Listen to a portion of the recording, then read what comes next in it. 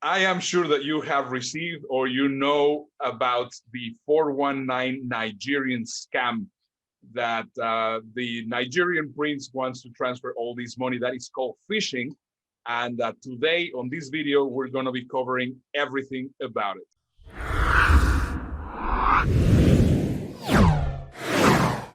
I have not received that many emails anymore from the Nigerian prince, but I'm sure that this phishing scam still going on. So what do you know right now, 2020, what's the story with phishing? Phishing is alive. It's well. And we're going to talk about several different versions of it over the videos, but this particular one is where the crooks want to send out an email, and they'll send out 1,000, 10,000, 100,000, 500,000 at a time. And in the past, as you say, with Nigerian oil or lotteries, they were playing on our naivety, and they only needed a few people to click on it. And you could always determine that it was phony because it sounded too good to be true, or it had really bad English grammar and all that. But it's really improved quite a bit now, Ernesto, a lot. So how has it improved? Well, they're actually using things like Grammarly so that they can, it's a phenomenal tool. So you can get the right grammar, right, correct usage. So it takes out that element that you're saying this is very amateur. But what they're also doing is they're starting to prey on a cyber crook never lets a good opportunity go to waste. COVID, right? Everybody's concerned about COVID worldwide. So they're actually using COVID in phishing scams just to get you to click on something, just to get you to respond. That is crazy. Well, one of the things that I always notice is whenever I used to receive this email, they are sending me something from a barrister, and then it has some sort of really weird name, and then the email is coming from Hotmail or whatever silly email. So I think that's one of the things that we still have to see it. Or are they becoming more smarter and they are using other kind of emails to make it look more real? Yeah, let me give you a good defense for the folks that are listening here.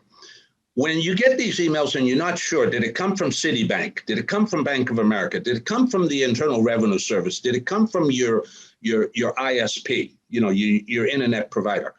Simply click on the email like you're going to respond to it, but don't respond, but just put reply and look at the address where the email really came from. And you'll see that it doesn't say Comcast, it doesn't say Citibank, or if it does, be careful, because when it says support at urgent.comcast.net, that's a dead giveaway, because they got that urgent between the at and the name of the actual entity. It should say Comcast, Citibank, Home Depot. But when there's something between after the at sign and before the name of the URL, dead giveaway scam, dead giveaway.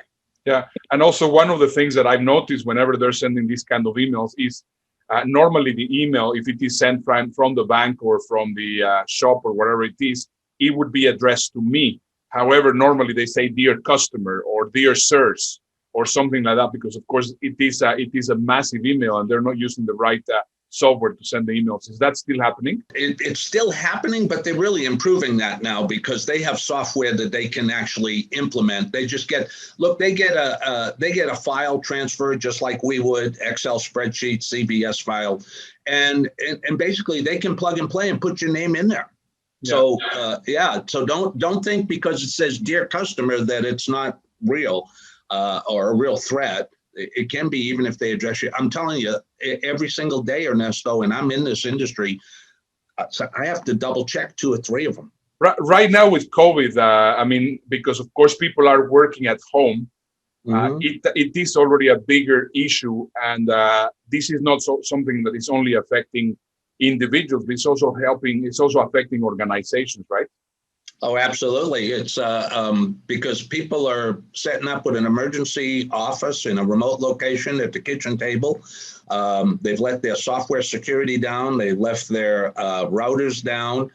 They got shoulder surfing with people walking behind them. They're leaving laptops open, and there may be neighbors coming through the house. There could be housekeepers around the house. There could be friends of your children in the house, and just takes one click Yeah. to get into the corporate side and shut down the entire corporation with ransomware. What's the best way to get all your staff trained so that any cyber crime will actually be stopped? I mean, you're an expert on that, so possibly you can give us some insights or a way in how we can actually get our entire company trained and ready so that this will not happen. It's identity theft awareness training. We don't have time in this video to go into it, but in a nutshell, you need everybody from the storeroom to the boardroom to know that the cyber thieves are looking at every opportunity to get into your network. And it's estimated, depending on what study we look at, Ernesto, between 55 and 85% of all cyber breaches involve human error. They involve human error.